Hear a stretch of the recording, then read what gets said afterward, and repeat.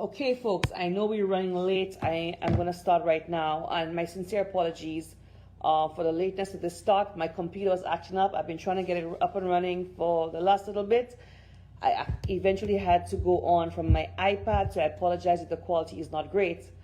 This is not my standard to be late. I believe in being on time, so I apologize. I'm going to go straight in. Thank you all for joining me tonight. Please continue to share the live as more people come on. Folks, yeah, I'm gonna just cut to the chase on a lot of issues I have to discuss. Let me just touch quickly on the convention. UWP had a fantastic convention weekend. It was a weekend full of activities, very well supported, good turnouts to all our events, good energy, good organization. The energy, the enthusiasm, the level of coordination, the visits by the diaspora, including me, fantastic, fantastic. We've heard for the last year or more, lots of attempts to undermine what is happening in the UWP. It is behind us now. The party has spoken in one voice, with unison, that Alan Chasney is now re-elected or reconfirmed the political leader. Terrell Prudent is confirmed the chairman of the UWP. So there's unity in the party. The party has spoken in one voice, and we are moving forward to the reorganization of the party, which has already begun, and to get ready ourselves for the next election to basically restore good governance in St. Lucia, because this government is falling far short of anything as St. Lucians we would ever want to see for our country. So the UWP convention was fantastic. I was happy to be home. I was elated to be home. And I kudos to the organizers, kudos to the executive, kudos to the organizing committee, kudos to the SUFRA committee, kudos to our political leader and our new chairman, Terrell Prudent, who I see on the live. Good night to you, Terrell Prudent. You have my full confidence, and I've already seen you. You're already out the gates. I saw you on a live this morning. Fantastic job, everybody. I'm so proud to be part of this party. Who I truly believe is the party with the vision and the roadmap for progress in St. Lucia. Folks, there are three matters I want to get to tonight, and in the interest of time, I apologize for running late again. First of all, three issues: the bank account, the closure of Richard Frederick's bank account. Secondly, this lawsuit, this threat, I wouldn't say a lawsuit, this threat of a lawsuit by a government minister against a citizen of St. Lucia. Moi, yours truly. And the third thing I want to get to is the sale of this Bananes Land. I'm going to go quickly. Okay? I want to go back. This is an issue I spoke about on my last live, and I want to go back to the issue of the closure of a bank account belonging to a now government minister. He claims that this was done prior to the last general election, where he was not a government minister. But I want to go back to this matter, and I want to again highlight certain things, and I want you to listen closely. And I'm going to be making certain calls on this live tonight. I want to go back to this. Listen closely, folks. Nation to come at you. That is exactly what this was Richard Frederick. This was Richard Frederick on his show of March 28th, 2023. So that was a few weeks ago, almost a month ago, where he, Richard Frederick, was letting the nation know that his bank account at Bank of St. Lucia had been closed. Remember, Richard Frederick was the one who let the nation know that his bank account had been closed. Almost 2 years later, he let the nation know that his bank account had been closed. I want you to listen. Remember, this hadn't come out nowhere before the election, nowhere after the election. None of us were aware that his bank account at Bank of St. Lucia had been closed. I want you to listen carefully to what he has to say. They do you political mischief and use their own political mischief to come at you. Folks, I want you, so when they do their political mischief, they arm themselves with whatever facts they think they have at their disposal, and they come at you. But I'm going to give you, how many I have here? 16 facts. And I want you to use those facts and within your own deliberate judgment, tell me whether it was political mischief or not. So you see how Richard Frederick, without a shred of evidence, without anything to support his statements, you see how he's leading you down the rabbit hole of what he would have you believe. So there isn't anything in the closure of his bank account to indicate that there was any political interference. As a matter of fact, he claims it was being used for political mischief before the last election. Meanwhile, it has never come out. It never came out, not before or after the election. So how then can it be for political mischief? But listen to him lead St. Lucians down a rabbit hole. He's leading you to believe what he wants you to believe. So he's leading you down here to obviously prevent you from looking here. Listen to him carefully.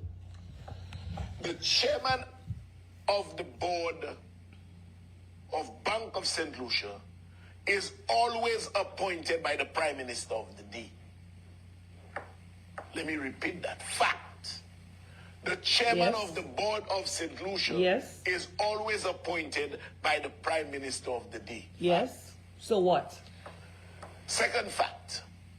The chairman of the board at the time was Frank Myers. Yes. So what? Fact. So what? Second fact. Alan Chasney appointed Frank Myers to the board of Bank of St. Lucia as chairman. Fact. So what?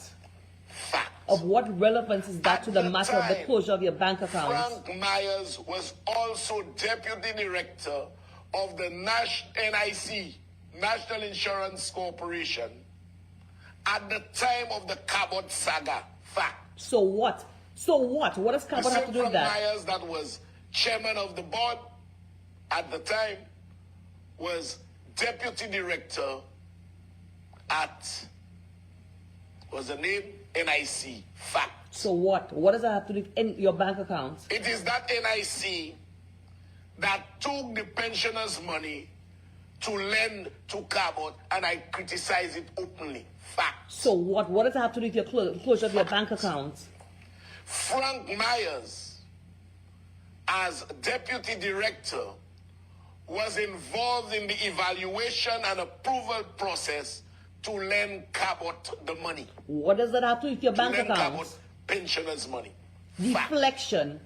Nothing but deflection. Frank Myers said on social media that he had traveled to Canada to assess Cabot's ability, and he was satisfied that Cabot was a credible borrower. What does that have to do with your bank account? The closure of your bank account. What does it have to do with the closure of your bank account? Blah, blah, blah. And all I give you is facts. Facts which have nothing to do with the closure of your bank account.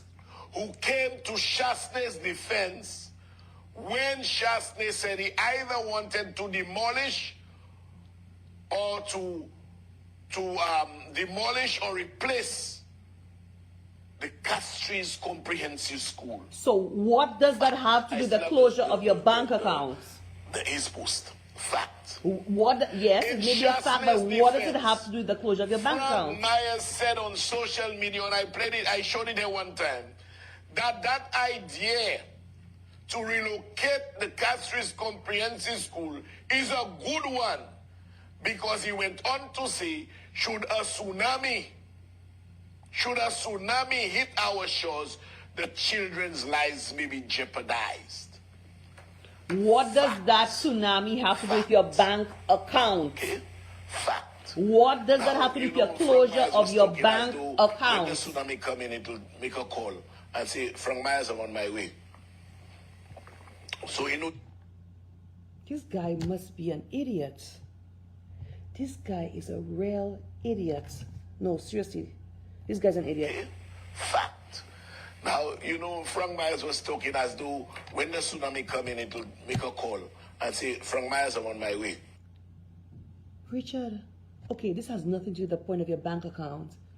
But when a tsunami is on its way, there's normally an earthquake or normally underwater activity, a volcanic eruption, and you get notifications because there's seismic activity, there's a wave coming, you idiots.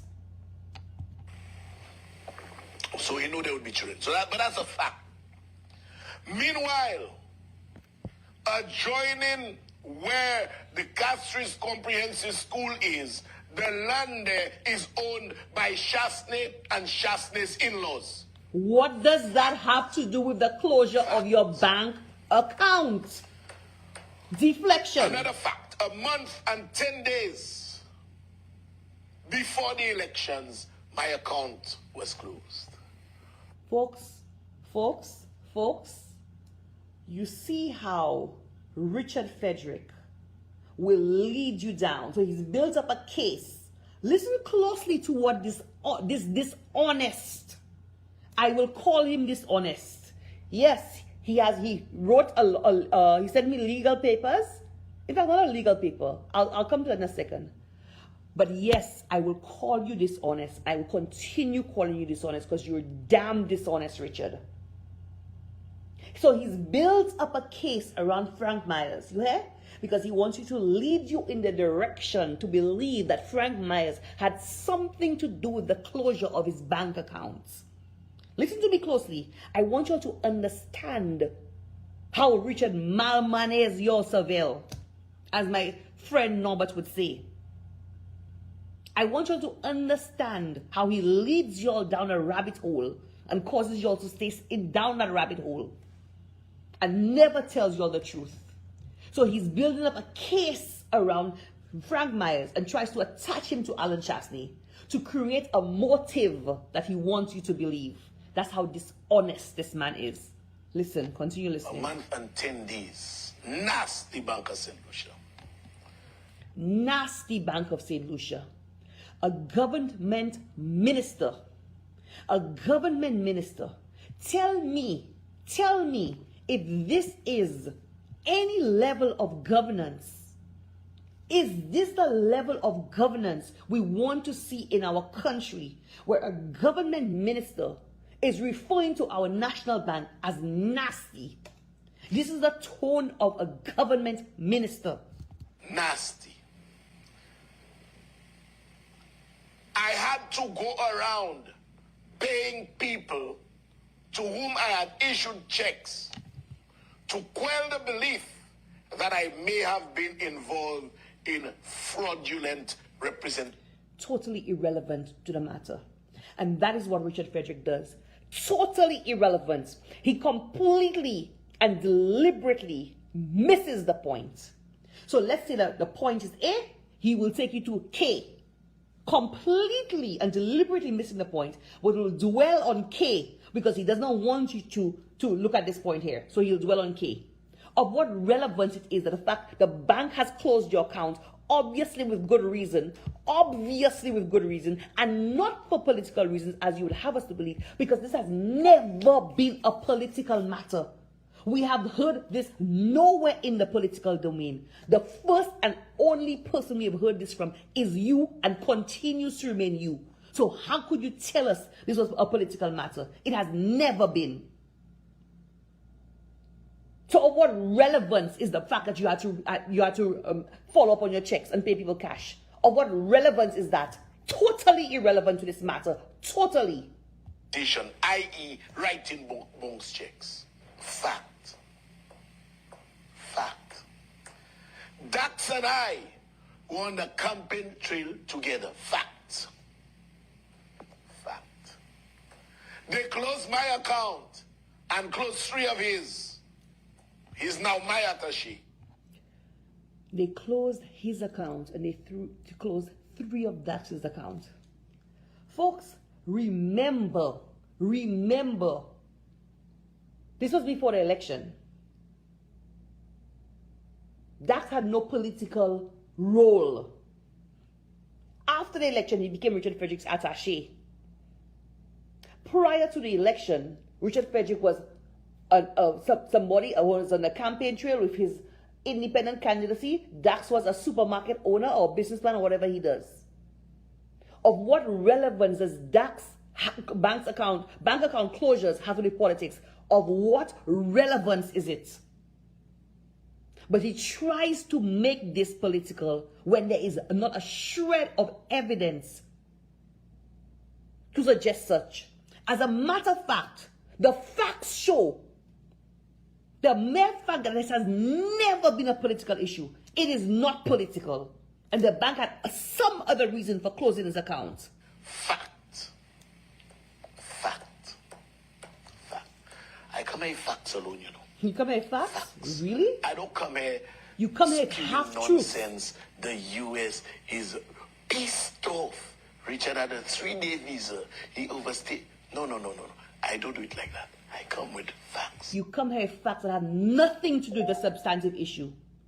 You come here with facts, half-truths, that have absolutely nothing to do with the substantive issue. It's called deflection. It's called manipulation. It's called gaslighting, Richard Frederick. And only the people who follow you cannot think for themselves to see through you.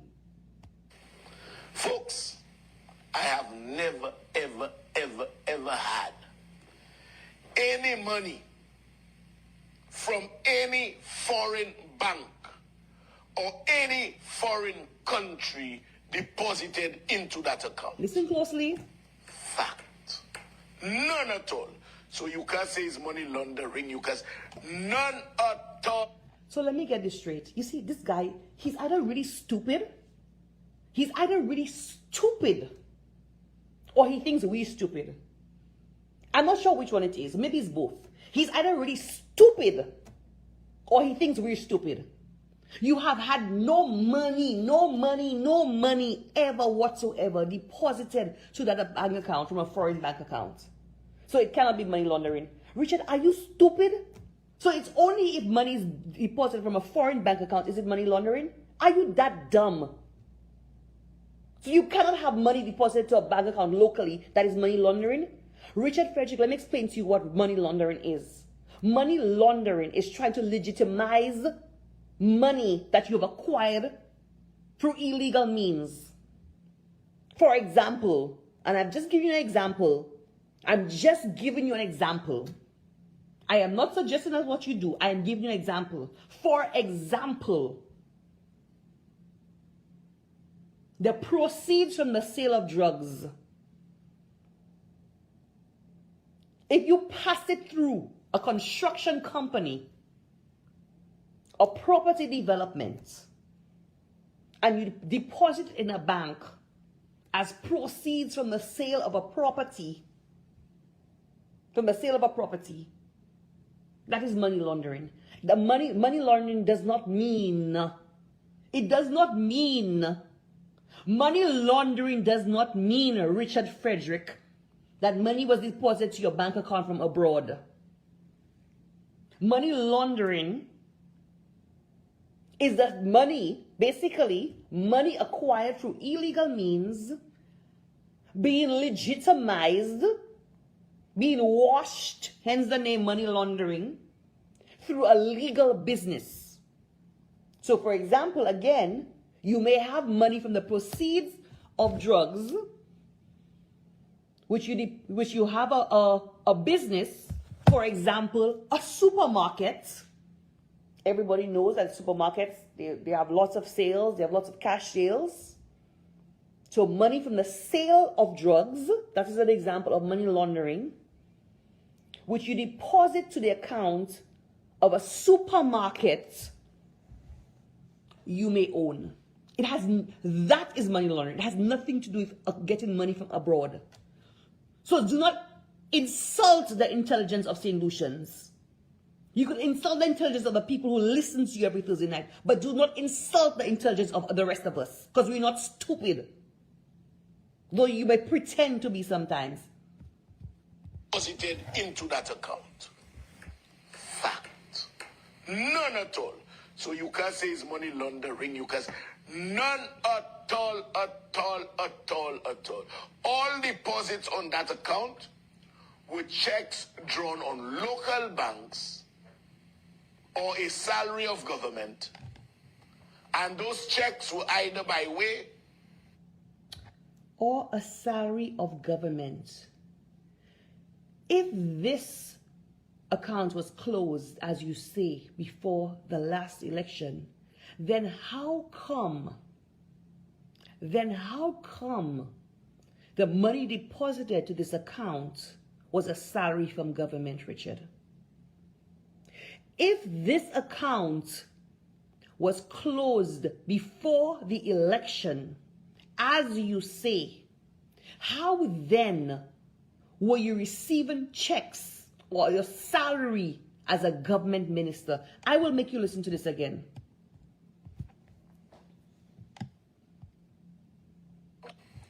with checks drawn on local banks or a salary of government. Or salary of government. And those checks were either by way, either manager's checks or personal checks. Richard, what salary of government, were you receiving before the last election? Richard Frederick, what salary of government were you receiving before the last election? Were you a government senator? Were you a parliamentary rep? No. So what salary of government were you receiving before the last election?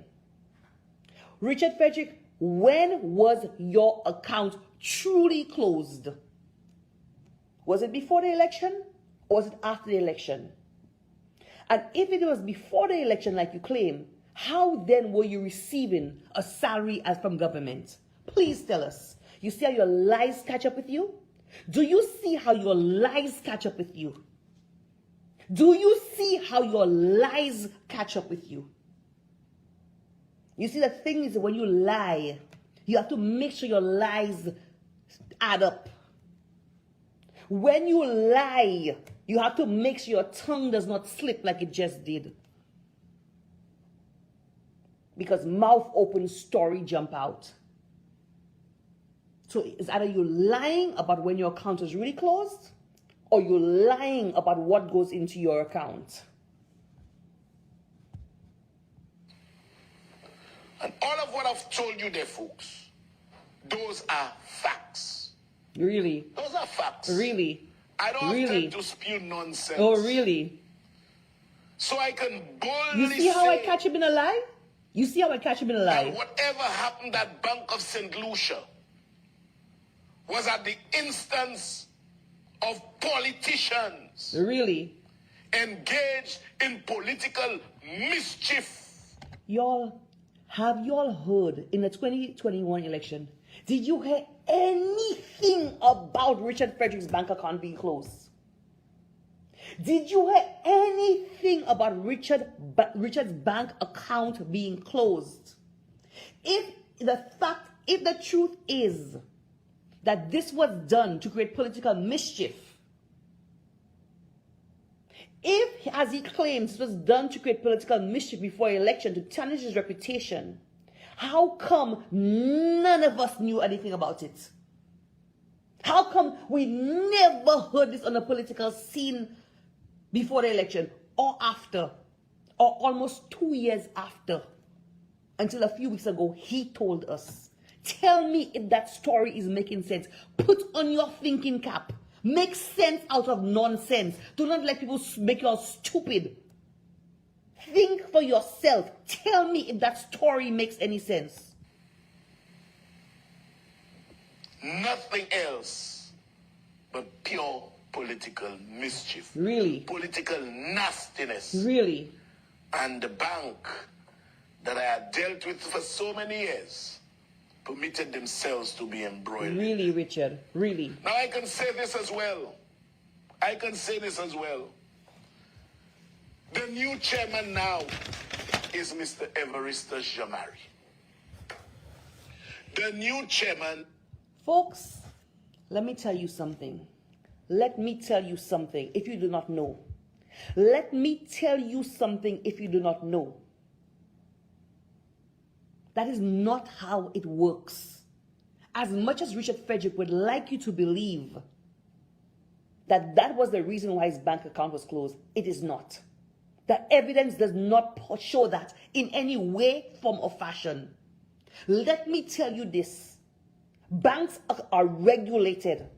A bank would not close your account unless you are operating it outside of the bank's policy. And there are reasons why the bank will close your account. One of which is that you're overdrawing your account, and the banks rarely would close your account for that. The bank would more likely call you and ask you to regulate your account. I've worked in a bank. I have never seen the bank close an account for bounce checks. The bank would ask you to come and cover your checks. And as Richard Frederick said, he had almost $200,000 in the account. So it is definitely not for bounce checks. But let me tell you, banks, just like insurance companies, are regulated. And their compliance departments overseeing, they are monitoring customer accounts. They are monitoring customer accounts for things that may appear to be fraudulent or money laundering. And there's something called layering, where people, in St. Lucia, once you deposit money above $10,000, for example, you have to declare the source of funds. So what people do is stick with just another $10,000. Then they deposit another deposit just another $10,000, so they don't declare. All of these things, they are bank official, compliance officers who are trained, this is their specialty, in monitoring things that appear to be suspicious and fraudulent or money laundering, deposits and transactions on a bank account that are outside of what the customer has explained. For example, if I say I am employed and my salary is $3,000 a month, let's just say, the bank would expect to see a monthly deposit of $3,000 come into my bank account.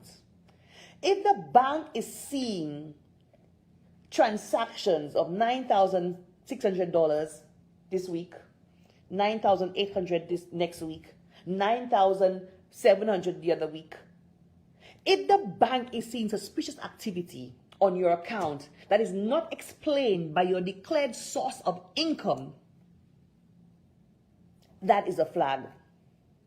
If you're saying that you're into construction, but the bank cannot see any evidence of a sale of a property to justify deposits onto your account,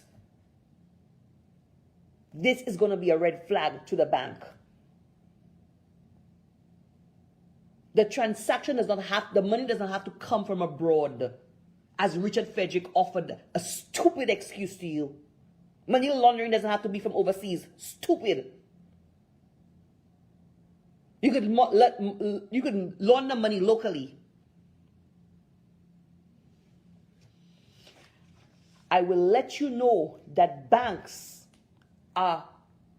there's oversight of banks and those transactions by Financial Investigative Unit, FIU. And what they do, they create reports called Suspicious Activity Report, SAR. And they report it to the FIU. And that is why a bank would close a customer's account. So do not believe the nonsense Richard tells you there. I will go on to ask the question. If Richard Frederick's bank account was closed before the election, as he says, did he report this to Philip Pierre? Did he make this declaration to Philip Pierre before his swearing in as a cabinet minister? Philip Pierre, I am going to ask you, because ultimately, you know what? Ultimately, I'm going to ask you, Philip Pierre. I'm going to look into my computer and ask you, Philip Pierre. Because you know what? Ultimately, you are the Prime Minister of St. Lucia. You are responsible for the men and women in your cabinet. You are well aware You, Philippe, are well aware with the reputation and character of this person that you have chosen to sit in your cabinet of ministers. Because you were in Kenny Anthony's cabinet when he told all of us St. Lucians about the character of this person. I am asking you, Philippe, were you aware that a bank had closed the account of this person that you saw into your cabinet? Philippe, I am asking you. You have said on many occasions that you will not tolerate any level of corruption among your cabinet. You have said it repeatedly. I am asking you, Philippe, did Richard Frederick declare to you that his bank was closed on the eve of an election? If he did, why did you allow him into your cabinet? And if he did not, now that he has, what are you, Philippe, doing about it? Philippe, I am going to ask you again, now that you are aware that you have a government minister in your cabinet who the U.S. has refused to give a U.S. visa, who the U.S. has declined your application for a diplomatic visa. Philippe, I am speaking to you. I am speaking to you. Now that you are aware that this same man whose visa was revoked, who your application to the U.S. for a diplomatic visa for him was denied, now that you are aware that the bank has closed its account supposedly on the eve of the election, what are you going to do about that? Philippe, what are you going to do about that? Because saying nothing and doing nothing is not an option. Philippe, now that you know this information, and you know any sensible person, no, this has nothing to do with politics. This has absolutely nothing to do with politics. Now that you are armed with this information, Philippe, what is your intention? Are you going to continue with a cabinet, with a government minister who cannot hold a U.S. visa, who cannot hold a local bank account? Is that the character of people you have in your cabinet, Philippe? How do you ever expect to have legitimacy and credibility as a prime minister who claims to be upholding the highest standards and who has no tolerance for corruption or illegal activities?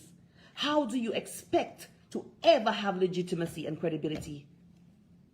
Doing nothing is not an option.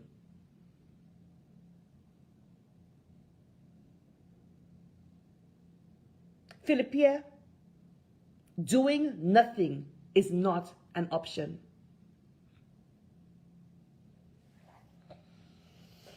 The second issue I will get to is Richard Frederick and his threat of a lawsuit. So at the UWP convention on Sunday, Richard sent a police officer or a former police officer to serve me a letter, and I will read parts of it for you. And this letter has been sent to my lawyers for action and for a response, but I will read parts of it for you. And I will tell Richard Frederick after this what he should do after this. So this letter is not the filing of legal papers with the courts, but I'm going to ask Richard Frederick to go ahead and file papers with the courts. You see, I want Richard Frederick to go to court. I want him to take me to court. This letter is a pre-action protocol letter. It's titled Proposed High Court Action for Defamation between Richard Frederick versus Minerva Ward. It is a pre-action protocol letter. Nothing has been filed with the courts, but I am asking Richard Frederick tonight, and he'll receive a letter from my lawyers asking him such, File the case. I want to go to court. Because you see, Richard Frederick, a defense to defamation is the truth. And I will come to court with the truth. And one can of worms will open in that high court against you, Richard Frederick. The defense to defamation is the truth, and everything I've said is the truth. I want you to take me to court. File the papers. File the papers, Richard Frederick. I will be happy to go to court with you. A flight to St. Lucia, 5 hours. I will be on Western, I'll be on Air Canada, and I will come to court. I will come to court with the truth. With the truth. I will come to court and open one can of worms on you, Richard Frederick. I want you to file the papers. But listen to this jackass, Richard Frederick. Listen to this jackass, Richard Frederick. And I want to know where he bought his law degree, if it's in a Cracker Jack's box. I can't believe Mitch is a lawyer. And his sister too. The letter was written by... The letter was written by his sister. Let me just make sure. It comes from Freedom Law Chambers.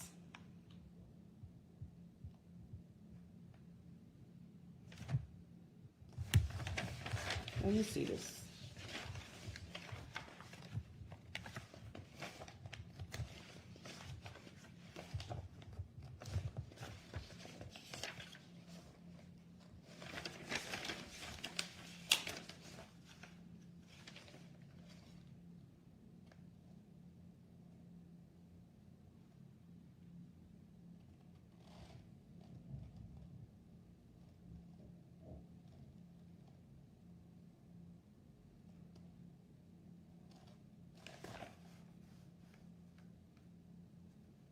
This letter, I believe, is written by his sister, Leader Faisal. And I don't know if the two of them buy the law degree in a Cracker Jack's box, because I could not believe the crap. I could not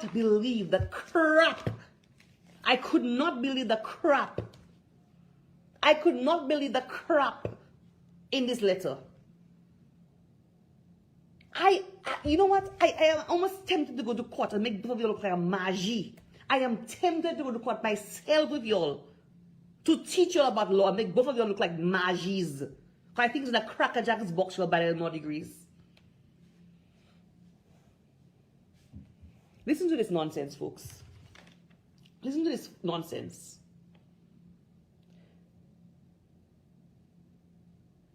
We note that you are a political activist and you maintain a public Facebook page under the name Supporters of the United Workers' Party. No, I don't. No, I don't. Actually, I don't. Which is accessible to all users of the internet of a Facebook account. You also maintain a public YouTube channel called under the name United Pack St. Lucia. No, I don't. No, I don't. You see, you're so much of an idiot, Richard. You're so much of an idiot. Between you and the Prime Minister, you are always calling the name of United Pack in court, in Parliament. At every press briefing you'll are always calling the name of United Pack. Y'all have no idea who United Pack is. I hear y'all trying to attribute it to Alan Shastney, to the UP. Now I am United Pack. I am United Pack. How the heck am I United Pack? I would like to see you prove something I am not. So the statements made by United Pack you're attributing to me. You don't see your jackass, Richard Frederick? You don't see your peer idiot?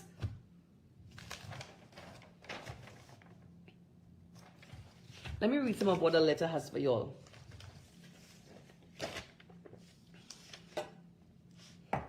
Richard Frederick says that some of my statements says, our client is involved in illegal or corrupt activities or criminal activities. Truth. Take me to court. I will be happy to prove them. Our client is a corrupt minister and public figure. Truth. Take me to court. I would love to come and prove them. Our client works under the direction and is in collusion with corrupt leaders. I have not said that. Our client's cell phone was compromised or tapped or monitored. How is that defamation? How is that defamation? Our client has several skeletons in the closet which are being revealed as a result of a compromised cell phone. Take me to court, Richard. Take me to court. I would love to show you what came out. Take me to court. Some employees of the National Housing Corporation have provided inside information confirming our clients' dubious activities and practices. Take me to court, Richard. I would love. The truth is that in the events of defamation, I would love you to take me to court. Let me show you what I have on you. Take me to court. Our client engaged in questionable, illegal, or corrupt activities on his trip to Algeria. Take me to court, Richard. Our client's integrity is questionable. Our client's integrity is questionable. Richard, are you serious? Are you serious? You are taking me to court for saying your integrity is questionable. Is that a joke? Is that a joke? Richard Frederick, have you forgotten Kenny Anthony called you the scariest thing in international politics? Have you forgotten your US visa was revoked and the US told us why they revoked diplomatic visas? Have you forgotten they said they will never ever give you back your US visa? Have you forgotten your bank account was just closed and you are putting in a lawyer's letter to me, our client's integrity is questionable? Really? Let's go to court. Our client is unfit for public office. You are. Undoubtedly, you are unfit for public office. Are you seriously putting that in a claim of defamation against me? That I said our client is unfit for public office. You are unfit for public office. And furthermore, an opinion does not count as defamation, you idiot. Our client behaved in a highly irresponsible manner by overstaying his time in the US with the full knowledge he was given a limited 3-day visa. I would love for you to show that visa you have. I would love for you to show it because I would love to go to court with you. I would love to go to court with you, Richard. I would love it. I would love it because one can of worms is going to open on you. You see, when you're a character like you are, when you do not have clean hands, Richard, you need to keep your mouth shut. When you do not have clean hands, you should not even be in a public role. When you do not have clean hands, you should go somewhere and enjoy your money. You should not even be in a public role. Because the scrutiny of you and your character is too much in public office. You think you can intimidate people and keep people in fear, to keep people in check and to keep them in silence? Once you are in a public role, you are open to scrutiny. Once you are in a public role, you are open to scrutiny. Our client put the country's international image and reputation at risk. Seriously? Seriously? You're going to put that in a defamation law letter to me? If you, our client put the country's international image and reputation at risk, Richard, you have no shame. Richard, upaka what? Upaka what, Richard? That's what you make a letter. That's a crap. You make a police officer deliver to me in Soufrière? You see, you're a fool.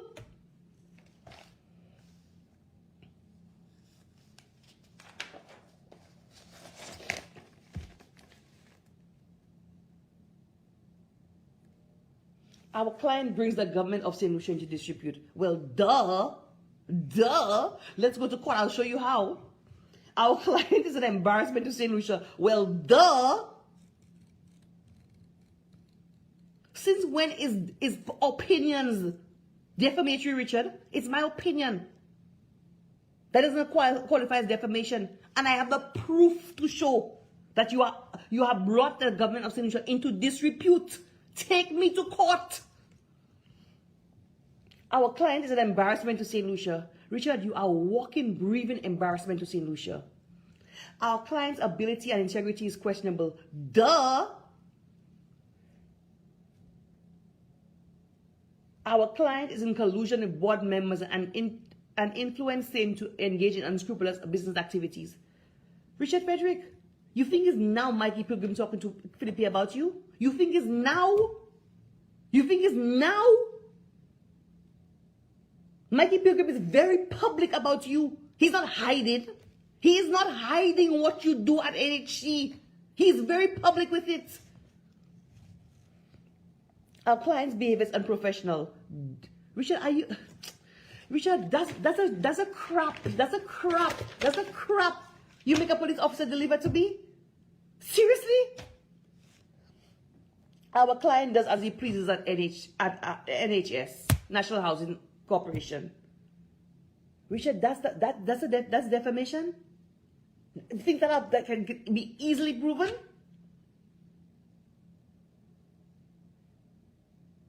Our client is a person of despicable character. Well, aren't you? Richard, don't waste my time, okay? Do not waste my time. Do not waste my time. And do not waste the court's time. In fact, this is not going to court because you know you don't have a damn leg to stand on. You know you have no leg to stand on. You know you have no intention of filing this because you don't have a case. You have no case. Because all this is a charade and a show to intimidate, to send a message to Minerva Ward and anybody else that anybody who dares challenge you will be faced with this. Well, Richard Frederick, let me tell you something. I, Minerva Ward, will challenge you and will hold you accountable every day. So every week you will be sending those papers to me because I will hold you accountable. I'm not afraid of you. You see, Richard Frederick, let me tell you something. Let me tell you something. Everybody's afraid of you. Everybody is afraid of you. I shouldn't say everybody. People are afraid of you. Because you see, from the moment somebody challenges you, everybody starts calling. Oh my God, don't say that about Richard Frederick. Oh, so he's going to hire his fellas to kill you. His fellas going to kill you. His fellas going to kill your family. His fellas going to do this. And you hear people calling for a whole list of stories, a whole list of names that you supposedly, I am not saying you did, supposedly. So everybody's in fear of you. That's why you keep people in check. Well, let me tell you something, Richard Frederick. I am not afraid of you. I keep saying that. I am not afraid of you. Bring on your stupid Cracker Jacks box lawsuits. Bring on your Cracker Jacks lawsuits. Do not ask me to apologize to you because I will not apologize to you for telling the truth. Take me to court. File the damn papers. My lawyers are responding to you and they will tell you the same. File the papers. I don't need lawyers to defend me. I can go to court and run circles around you. The stupidity you come and bring to me. Don't waste my time. Do not waste my time, Richard Frederick. Do not waste my time. But let me tell you something. I will not be intimidated by you. And the same way Mikey Pilgrim told Philip Pierre, if anything happens to him, the same way Mikey Pilgrim told Philip Pierre, if anything happens, it is you that did it. If anything happens to any of my loved ones, I am putting Philip Pierre on notice, it is you. I am putting Philip Pierre on notice that it is you. I am putting Philip Pierre on notice that it is you. Take me to court for saying that too. Your reputation precedes you. Your reputation precedes you. You think you can scare people? I will hold you accountable every day. You are a government minister. If you don't want to be held accountable, get out of public office. I'm a citizen of St.Lucia, born at Victoria Hospital. I will hold you accountable. And I will not cower to you. I will not intimidate you. Okay? You can sell all your lawyers' letters to me. That don't scare me. Take me to court. And you have more letters to send every week. Because I will come back here and hold you accountable every week. Let me go on to the land, the sale of Bananes Land.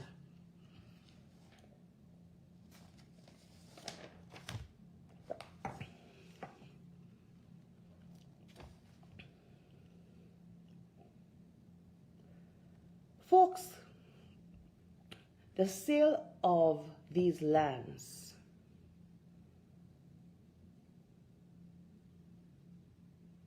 is a travesty. These lands are a substantial strategic state asset by virtue of their location. Listen to me clearly. Listen to me clearly. These lands that were sold in Bananes, by virtue of their location, are a substantial strategic state asset. And the sale to a private person, any private person, any private entity, especially, and on top of that, highly undervalued, and on top of that, highly undervalued, in the absence of the transparency of an auction, is a travesty. The sale, listen to me clearly again, the sale of this land, which has strategic, it was just substantial strategic state assets, is a travesty. Moreover, not only the sale, the undervaluing of the strategic asset is a travesty. This land is the last remaining land in Port Castries.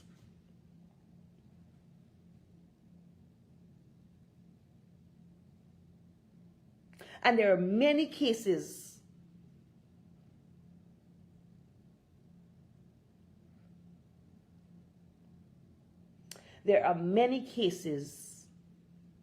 of malfeasance in office.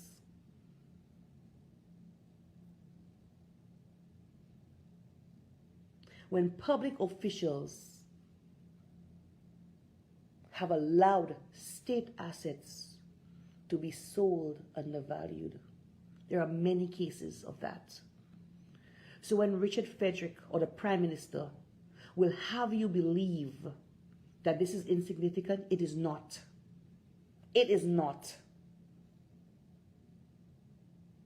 The sale of state assets at highly under their value. There have been many cases where public officials have been prosecuted for malfeasance for such. And I am asking the Prime Minister to stop making excuses. To stop making excuses. And I will let you listen to the Prime Minister.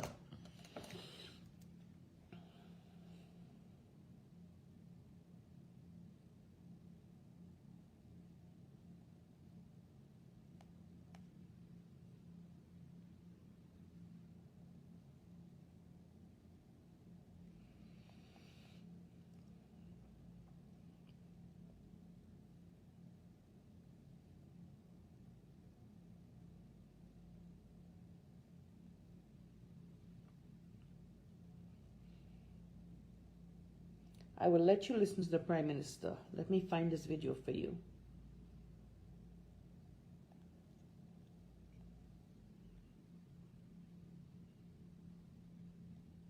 Let me get you this video.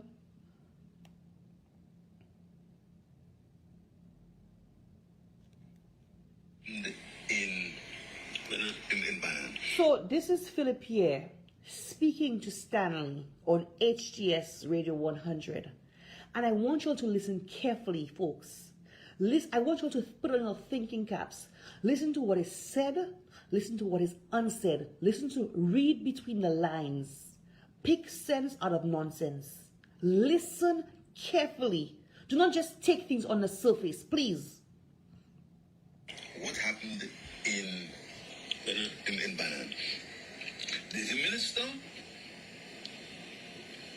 he says that the land was sold so that they could buy a building to house the NHC because the NHC is paying rent.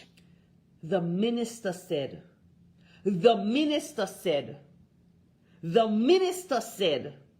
that he sold the land at Bananes to buy a building for NHC because the NHC is paying rent. Remember, folks, that Richard Frederick is a junior minister. He is a junior minister in the office of a prime minister. Now, let me tell you something. If I am going out there to speak on an action any of my staff took, I will not say Lisa or Tamara says. If Tamara takes an action, I will not say Tamara says she do this because of XYZ. Because ultimately, I am responsible for Tamara's actions. I will say this was done because of these reasons. Unless Tamara took the actions unknown to me. which appears this is the case in this matter. It does not appear that Philip Pierre was aware of the sale of this land before it happened. I get the sense from his statement that he only became aware of the sale of these lands after they happened. Listen carefully to his words again. So if one of two things is either Philip Pierre this was unknown to him, that Richard Frederick was selling lands of such strategic importance to the state, such a strategic state asset, that he was not aware of it. In which case, I'm going to ask him, what then is he going to do about it? A junior minister in his ministry, in the office of the Prime Minister, selling state assets of such significance without his knowledge, what is he going to do about it? If he does not know, I want to know what is he going to do about it. If he does know, I am asking the Prime Minister, how in Jesus' name could he allow such a sale of land that is so significant and yet so undervalued? Either way, is either Richard Frederick needs to be fired for it, or Philip Pierre needs to be accountable for it. But in either way, you cannot just say nothing's going to be done. You cannot not take action. Action must be taken either way. Is either Richard Frederick gets fired for doing something that is unknown to you like this, or you have to be held accountable, Philip Pierre. Listen to this again. What happened in Bananes? The minister, he says that the land was sold. The minister says that the land was sold. The minister says that the land was sold. Because the NHC is paying rent. He went to his board, and the board, according to the minister, the board approved the purchase of the... According to the minister. Y'all, listen to the language. The language is very telling. It's almost like Philip Pierre does not believe Richard Frederick. It's almost like he does not believe him. This was not known to him. He does not believe him. But still he's coming to offer very thin excuses for him. Listen carefully again, y'all. Please make sense of nonsense. What happened in Bananes? The minister, he says that the land was sold so that they could buy a building to house the NHC because the NHC is paying rent. He went to his board, and the board, according to the minister, the board according approved to the minister. the purchase of the land. According to the minister. I know that Slasper was asked whether they were interested at the time, or who had the ownership of the land. I'm sure he knows that Slasper was asked. Listen again. Purchase of the land. I know that Slasper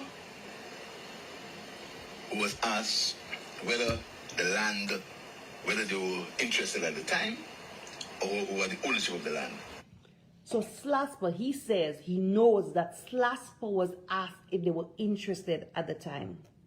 So the Prime Minister will have to tell us, the Prime Minister of St. Lucia will have to tell us at the point where Slasper was asked about this land. And I want you all to hear me clearly. I want you all to hear me clearly and follow me clearly. Follow me clearly and closely. At the point where Slasper was asked if they were interested in this land, the Prime Minister has to tell us two things. What happened? Did Slasper give a response? Did Slasper give a response when they were asked? When Slasper was asked if they were interested in purchasing this land, did they give a response? If they did not give a response, why did they not give a response? And I am calling on Darren Snack, the general manager of Slasper, who I have worked with before at Slasper. I am asking him to clear the air on this matter.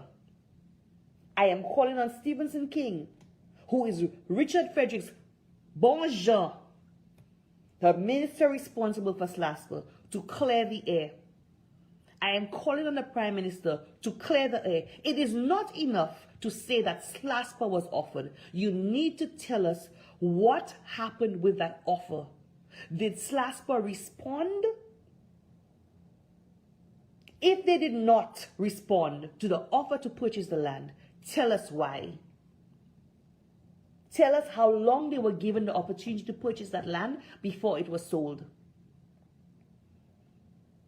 If they declined the offer to purchase the land, tell us why a statutory organization who is lucrative like SLASPA would decline the offer to purchase the last remaining land in Port Castries, especially when this government has plans for GPH to develop the whole waterfront. That's the last remaining lands in Port Castries.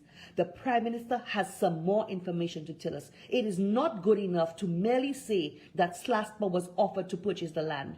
You have to tell us what happened after that.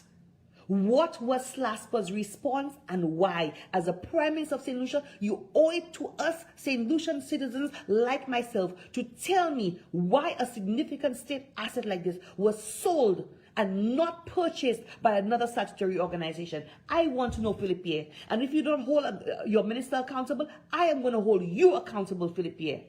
I am going to hold you accountable. I'm going to continue to hold you accountable unless you can tell us what happened in the sale of this land.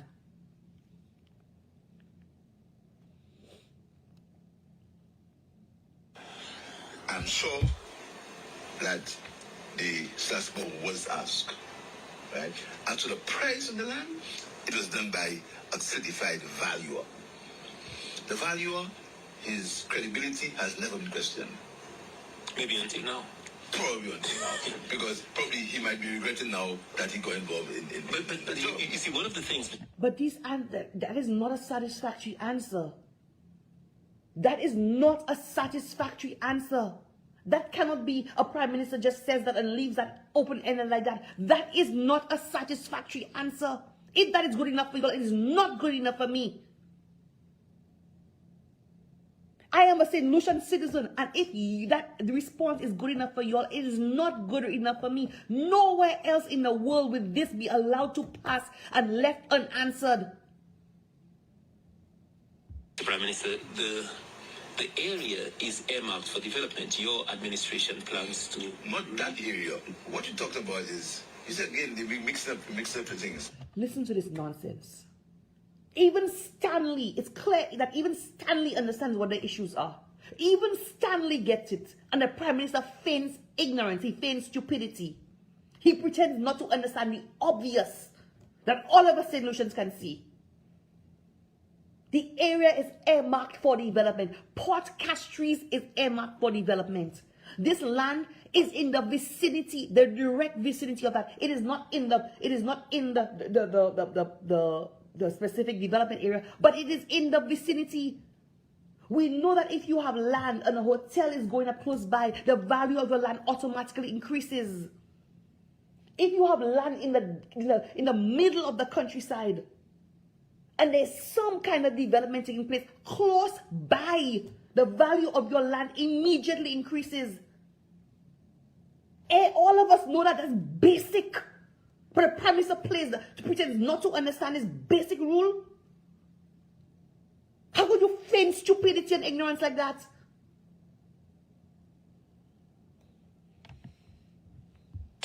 Not that area. What you talked about is, you said again, they mix up the things. We're not mixing up. The question is clear. You asked that question because, let me tell you the problem with these things. The problem with these things is that people mix truths and untruths and mix it up and dead. You see, we have to be truthful. That area was never marked by GPH, never. Yeah, I know, but I'm saying the nearby area was, yes, which would impact the value of that area. That's obvious. That is obvious. That is obvious. If GPH is developing the whole waterfront into a touristic promenade and all of that cruise ship ports, that area, the entire area, the value of that entire area is going to go up. It does not have to be in the land in the middle of the development for the value to go up. It is the proximity of the land to the development of GPH that is going to cause the value to go up. That is obvious. It's like, duh. Philippe is standing to point out the obvious to him that even a 5-year-old child can understand. It's either you feigning ignorance or you insulting our intelligence or you're trying to cover up. Yes, so when you're now looking at the valuation of that, you'd understand that the price would naturally increase, because if the nearby area is being developed in the way your administration plans to, and you could understand that the value of that particular... Yeah, when you see, these are the job of professional valuers, and the essence of my government is that I give ministers responsibility for the act. Listen to this, y'all. Listen to this. Listen to this. Developed in the way your administration plans to, and you could understand the value of that particular... Yeah, when you see, these are the job of professional valuers, and the essence of my government is that I give ministers responsibility for their actions. That cannot be an answer. That cannot be an answer. That cannot be an answer.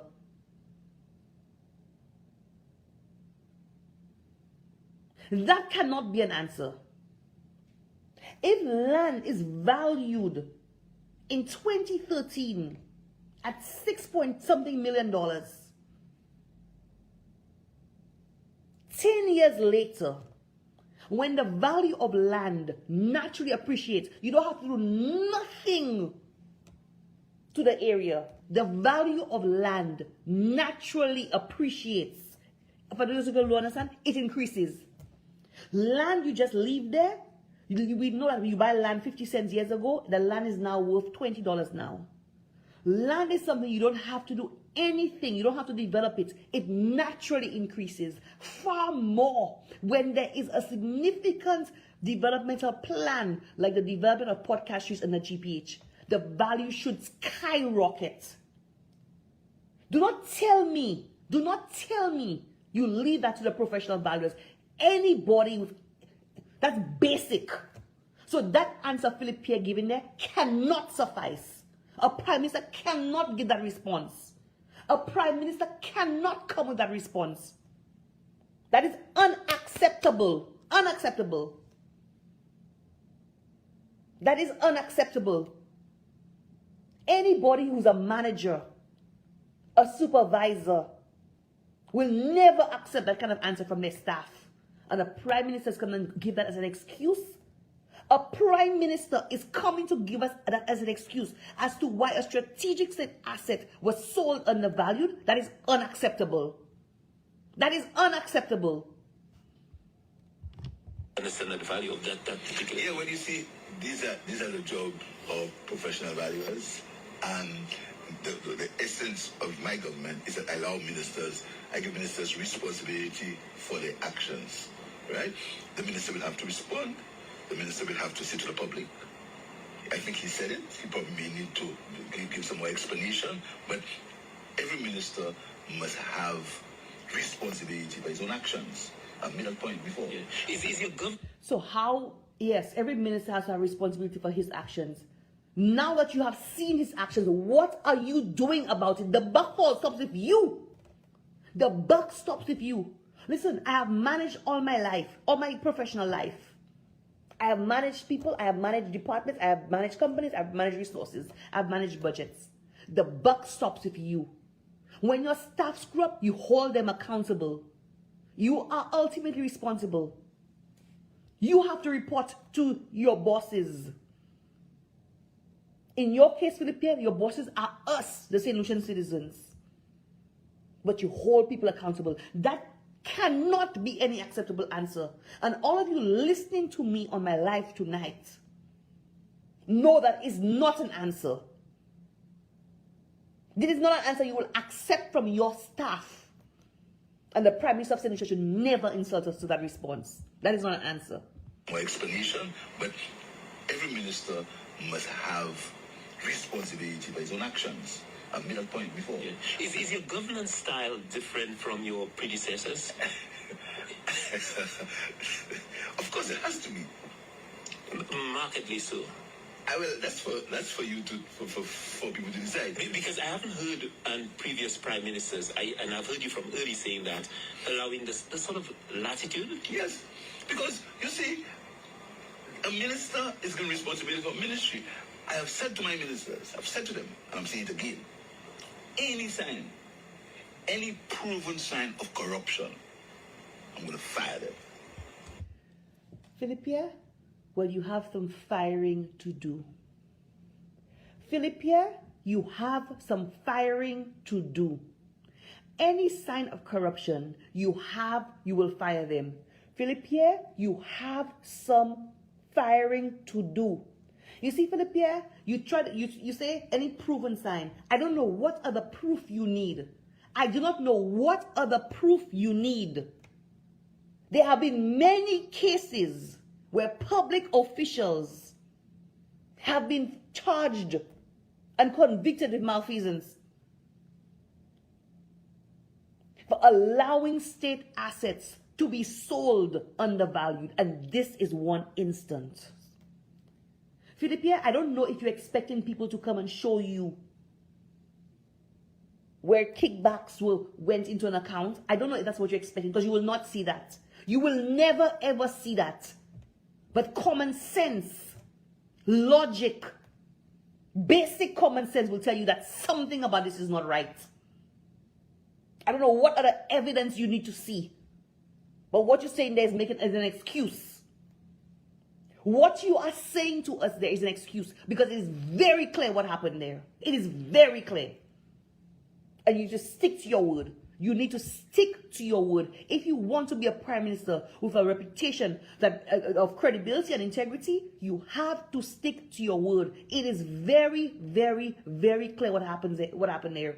And you need to be a man of your word and fire the minister responsible for this. Any proven sign of corruption, I'm going to fire them. It must have said several. I'm not talking about innuendo. Been for me serious impropriety. Listen to this again. Any proven sign of corruption, I'm going to fire them. It must have said several. You said several times. You said several times. Saying it several times is not what counts.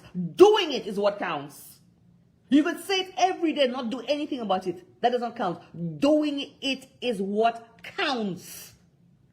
You said it several times. That does not count. It is staring you in your face. What are you going to do about it, Philippe? What are you going to do about it?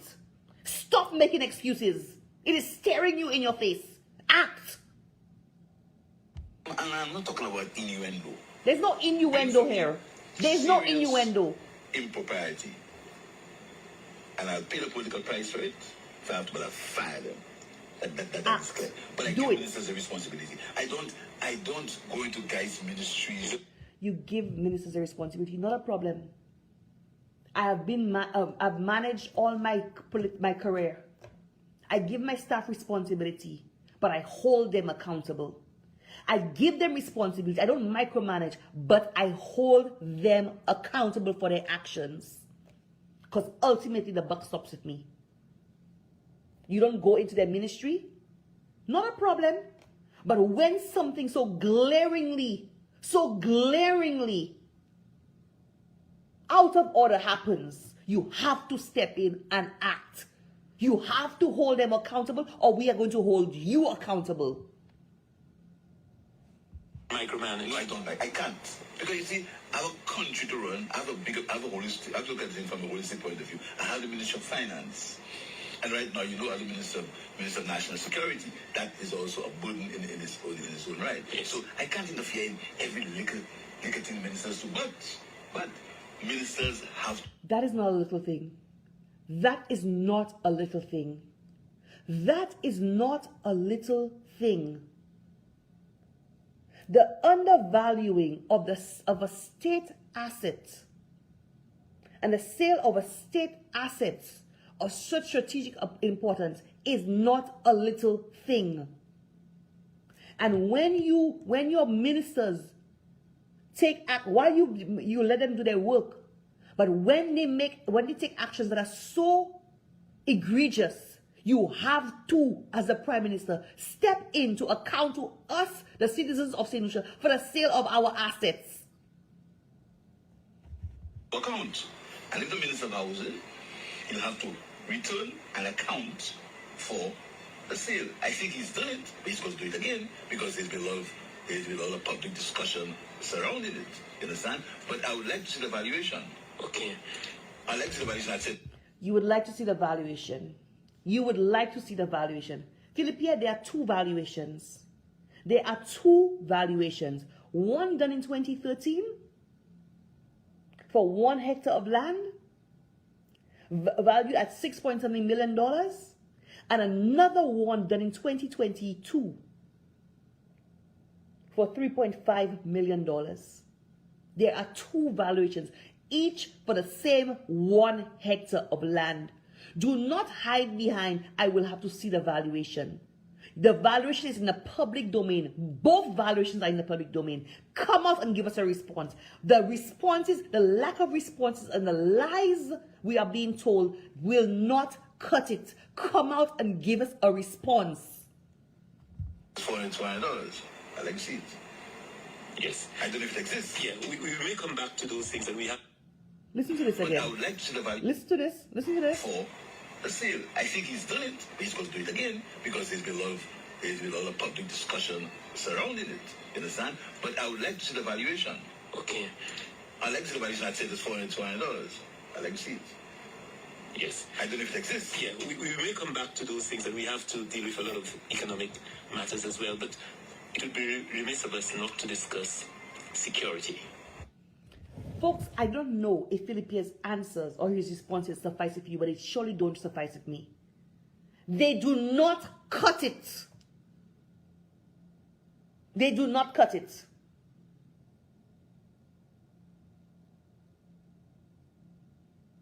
We have seen two valuations. They've been in the public domain, especially today. 2013, 1 hectare of land. 2022, 1 hectare of land. Only in this case have we ever seen the value of land fall by half. And today the Minister of Government came out and tried to say the land was cut into. Lie. A lie. And I will prove it to you. That is a blatant lie. Richard Frederick has been caught in a lie. He has been caught in another lie. Richard Frederick has been caught in another lie, and I will prove it to you. I want you all to listen. I want you all to listen. Give me a second. I want you all to listen to what Richard Frederick has to say. Just give me 1 second.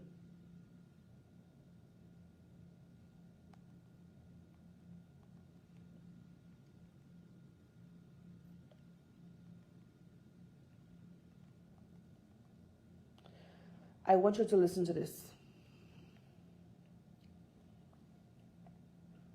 Listen to this. Listen to Richard Frederick's lies. 6th of April 2023, Leader of the Opposition, Honorable Alan Shastney, made reference to a document allegedly prepared. So this was a report. This was a report by NBC. So it was a report put together by NBC, and it was based on his Richard Frederick's press briefing. So listen to the report by NBC. Made on the 6th of April 2023, Leader of the Opposition, Honorable Alan Shastney, made reference to a document allegedly prepared by a land surveyor. The document referred to a, quote, parcel 11 and estimated the open market value of the property as being EC $6,580,000. On Monday, April 17th, it was confirmed by Housing Minister Honorable Richard Frederick that a parcel of land approximately 2.5 acres in size was sold to a young developer named Gifter Eugene for a total of EC $3.5 million. It is this price difference that the leader of the opposition has taken issue with, claiming that corruption is at the root of the sale. Providing further clarification on details surrounding the sale, Housing Minister affirmed that after the issue was raised by Mr. Shasney, investigations were conducted. He posted that a given parcel of land, parcel 11, which was valued... I'm going to go back. I want you to listen again. I'm going to go back. Made on the 6th of April 2023, leader of the opposition, Honorable Alan Shasney, made reference to a document allegedly prepared by a land surveyor. The document referred to a, quote, parcel 11 and estimated the open market value of the property as being EC $6,580,000. On Monday, April 17th, it was confirmed by Housing Minister Honorable Richard Frederick that a parcel of land approximately 2.5 acres in size was sold to a young developer named Gifter Eugene for a total of EC $3.5 million. So this reporter, this NBC reporter is saying, listen to me carefully, this NBC reporter is saying that Richard Frederick confirmed that the land was sold to Gifter Eugene for $3.5 million. Listen again, this NBC reporter is saying that at that press briefing, Richard Frederick confirmed that the land was sold to Gifter Eugene for $3.5 million. Now, obviously, we're only hearing part of the press briefing. I don't know if this was actually said, but this is what the reporter is saying. I'm going to make you listen again. On Monday, April 17th, it was confirmed by Housing Minister Honorable Richard Frederick that a parcel of land approximately 2.5 acres in size was sold to a young developer named Gifter Eugene for a total of EC $3.5 million. It is... Now, folks, if what this reporter is saying is correct, and I do not know if the reporter made an error, because the reporter said that Richard Frederick confirmed that the land was sold to Gifter Eugene at $3.5 million. If that is indeed correct, and the deed of sale says 2.4 something, we are asking, where did the balance of the $800,000 go to? Because the deed of sale says 2.4 million, the reporter is saying that Richard Frederick confirmed that the land was sold for 3.5 million. I do not know if this reporter has the information incorrect. If the reporter has the information incorrect, then Richard Frederick needs to correct it. Because the next question, and the most logical question, is, where did the $800,000 go to if the land register, the deed of sale, shows $2.4 million or 2.whatever million dollars, and this report is saying Richard Frederick confirmed it was sold for $3.5 million. Where there's a discrepancy in the price of about $800,000. The question, and the logical question, and the one I saw on the opposition leader's page, is there's a discrepancy of $800,000. So somebody needs to clarify where that $800,000 went to. Okay? This price difference that the leader of the opposition has taken issue with, claiming that corruption is at the root of the sale. Providing further clarification on details surrounding the sale, Housing Minister affirmed that after the issue was raised by Mr. Shasney, investigations were conducted. He posted that a given parcel of land, parcel 11, which was valued at some $6.5 million. Listen to this. Was the land that we had allegedly sold. What piqued my interest is that there were two renowned quantity surveyors in question, one who did the valuation in 2013 and one who did the current valuation. And basically I felt that two professionals could not have had such a vast difference in value for the same piece of vacant property known as parcel 11. One was 6.5 and the other 3.5. The post referenced by Mr. Frederick was made by Mr. Shastny on Facebook on March 28, 2023. The post read in part, I quote, "How many of you are aware that they have sold 2.5 acres of prime land along the Castries waterfront at a heavily discounted rate to a Labour Party comrade?" End quote.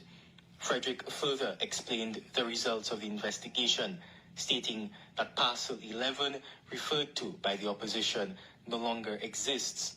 The land, he said, was divided in two, with one half of it being sold to the young developer. This, Frederick says, accounts for the decrease in the price. We commenced our investigations. At the registry, there is no parcel at this point known as parcel 11. Parcel 11, which is the valuation which Alan Shastny showed, is no longer in existence. And I'll tell you what it is. Parcel 11 was a combination of parcel 50 and 51, which currently exist. In 2014, what is called a mutation, or it is colloquially called a subdivision, was done. This made parcel 11 no longer existent, and it grew into two parcels, 50 and 51. Frederick also disclosed that the new properties are now referred to as parcels 50 and 51, and it was parcel 50 which was sold to the developer. He says the information presented to the public by the leader of the opposition is false. What Alan Shastny deceitfully did, he took the valuation for the combined parcels when they were together known as parcel 11, and he purported this to have been the valuation of parcel 50, which was essentially a subset of parcel 11. As to the proposed use of the controversial asset, the purchaser of the property has earmarked the land for development. Folks, Richard Frederick is caught in another lie. Richard Frederick is caught in another lie. Richard Frederick is caught in another lie. Richard Frederick is a master at half-truths. Richard Frederick is a master at half-truths. Yes, the land was indeed subdivided. But you know what was removed? A mere road allocation.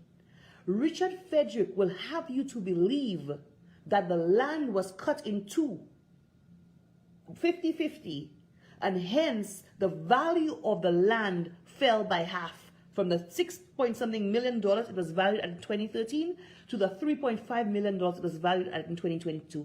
Lie. Damned lie. The only thing that was removed from the original parcel of land and subdivided was a road allocation. Negligible. Negligible.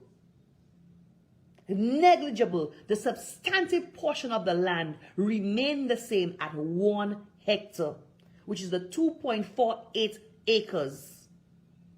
If you look at the valuation of 2013, Philippe, I am talking to you now. I am speaking to you now, Philippe. You asked for evidence of corruption. I am showing it to you. You asked for evidence of corruption. I am showing it to you now. Look at the valuation of 2013. 1 hectare. Look at the valuation of 2013. 1 hectare. Valued at $6-point-something million. Look at the valuation of 2022. 1 hectare. Valued at $3.5 million. Richard Frederick would have you believe that the land size decreased in half. Lie. Blatant lie. The only thing taken out was a small portion of land for a road allocation. The substantive size of the land remained the same. 1 hectare. Look at the land register of the property sold to Gifter Eugene. 1 hectare. The land remained the same, yet the valuation dropped by half. When there's a plan by GPH to develop the whole waterfront, only in St. Lucia will land drop by half, the value will drop by half 10 years later. Much less when there is such a substantial development plan for that area. Philippe, you want evidence of corruption? Malfeasance right there in your face. Tell St. Lucians what you are going to do about it. Richard Frederick has been caught in a blatant lie. Tell us what you are going to do about this. Tell us what you are going to do about this. And I want you to listen to this.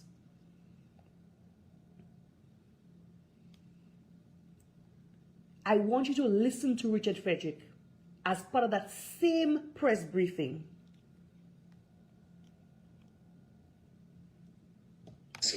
At the press, Minister Frederick also shared his thoughts on the development value of the parcel of land sold. According to him, given the topography of the land, it will cost the developer a hefty sum to rehabilitate it. So at that same press briefing, you see when I told you a while ago, when you're telling lies, you have to make sure you're consistent in your lies. When you are telling lies, you have to make sure you're consistent in those lies. So Gifter Eugene is a 20-something-year-old St. Lucian who has no history, no record on property development. No record in property development. In any commercial activity for that matter, she has none. When Alan Shastey called her a non-entity, she has no business dealings whatsoever. She's literally a non-entity in the business world, in property development, in commercial. She has no history or record as a property developer.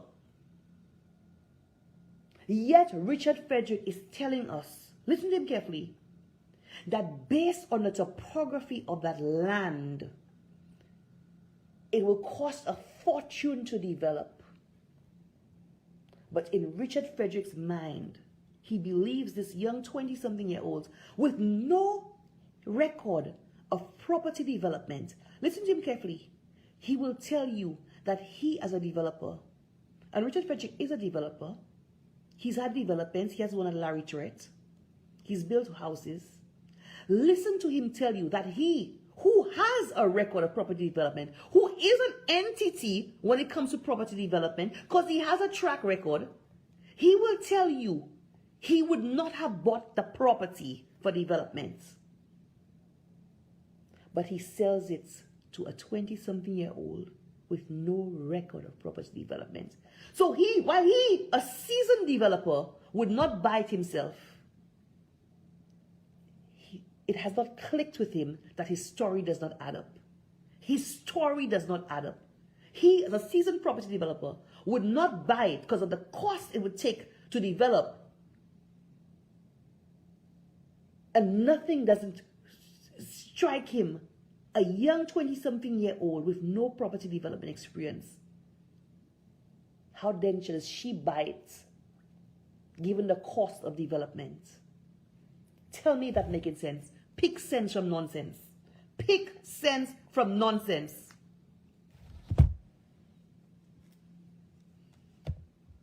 At the press, Minister Frederick also shared his thoughts on the development value of the parcel of land sold. According to him, given the topography of the land, it will cost the developer a hefty sum to rehabilitate it. Personally, I would not buy it.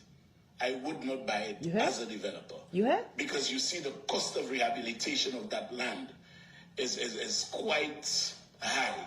But if you have the relevant ability to militate against the topography that currently exists, it can be made into good property. The land that was... So my question is, does the purchaser of the land have the capacity to do what you as a developer cannot do, Richard Frederick? Tell me that makes sense. Who really purchased that land? Who purchased that land. You are a developer. You have a track record in building homes. You have a track record in development. But you will not purchase the property because you don't have the capacity to develop it. But a young 20-something years without any record as a property developer, you think she has the capacity to develop it? Who really purchased that land, Richard? Was it Reno Gajada? And why did you not operate with the transparency to sell the land directly to him? Was there a developmental plan for that land? What made you think that a 20-something-year-old with no track record of property development has the capacity to develop such a strategic state asset? Tell us why. Philippe, if you cannot see this is corruption, something is seriously wrong with you.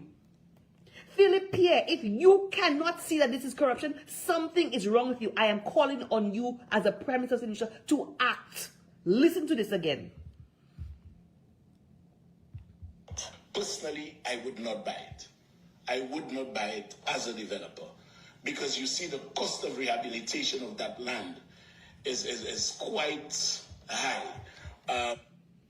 As a developer, personally, as a developer, I would not buy it because the cost of rehabilitation of that land is quite high. But you are selling this land, the same land, to a 20-something-year-old with no record of property development. In your mind, as Minister of Housing, how then does she develop that land? Does she have the money to develop that land? Does she have the capacity to develop that land, which she told us the topography, etc.? Based on your logic, Richard Frederick, based on your logic, whoever is buying that land needs to have the capacity to develop it. In what made you think that this young lady, who has no record of property development, has the capacity to develop that land? Unless she is not the real buyer. Unless she is not the real buyer. And if she is not the real buyer, who is? And why didn't that person purchase the land directly themselves? Was this an attempt to cover up who was really purchasing that land, Richard Frederick? And Philippe, if you are going to allow this in your cabinet, you have no authority, you have no moral authority, you have no legitimacy to ever come to us and talk about corruption or criminality. You have none. You have to act, Philippe. You have to act. You have to act. You have to act, Philippe. You will have no moral authority, legitimacy, or credibility to ever come and speak to us about corruption or criminality. You have to take action and set an example. Make a statement. You've said repeatedly you will accept no corruption. Here it is. Here it is. I brought it to you. Act. Act.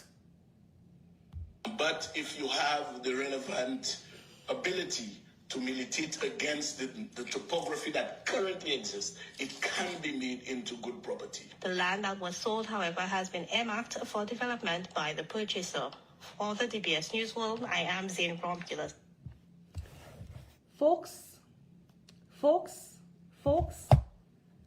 I am calling on this Prime Minister. I am calling on this Prime Minister.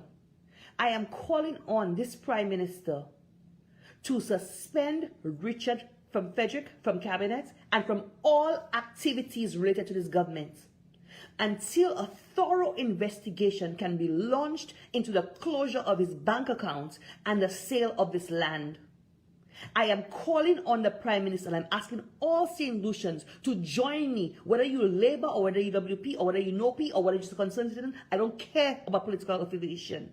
I am calling on all St. Lucians to demand of the Prime Minister that he suspend Richard Frederick from cabinet and from all activities of government until a thorough investigation is launched into the closure of his bank account, because that excuse he gave us of political interference is hogwash. It is hogwash. And Philippe knows it. And I am calling on him to launch a thorough investigation into the sale of this land at Bananes. Because the excuse he has given us that the land was cut in two and hence the decrease in value is a blatant lie. And the documents prove it. You asked for evidence of corruption. Here it is. You need to act. Philippe, you need to act. I see even Labour Party supporters are asking on you, are calling on you to do something about this. I see even Labour Party supporters publicly asking you to do something about it. Because as St. Lucians, this is not right.